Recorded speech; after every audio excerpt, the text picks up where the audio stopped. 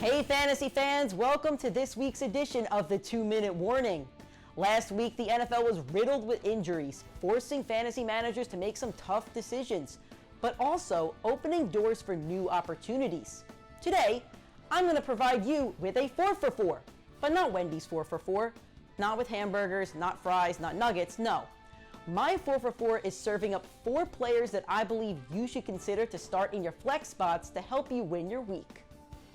Coming in at number 4 is CeeDee Lamb.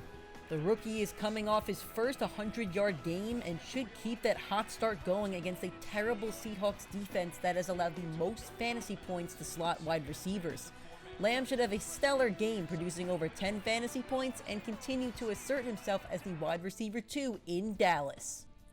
Number 3 is Jerick McKinnon. He only carried the ball 3 times against the Jets, but he racked up 77 yards and a touchdown for 13.5 fantasy points. With Raheem Mostert and Tevin Coleman both sidelined with injuries, McKinnon will now receive the bulk of the carries against the Giants and score upwards of 20 fantasy points. At number 2 is Russell Gage. He's currently the wide receiver 3 on the Falcons, but is averaging 18 fantasy points a week. With Julio Jones a game-time decision, Gage could receive an even bigger workload this week against the Bears. He should have close to 100 yards with a high chance of also scoring a touchdown.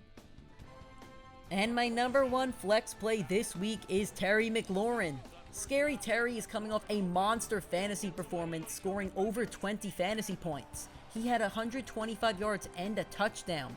This week he faces the Browns defense, who will be without their top 2 corners, presenting the perfect opportunity for McLaurin to feast.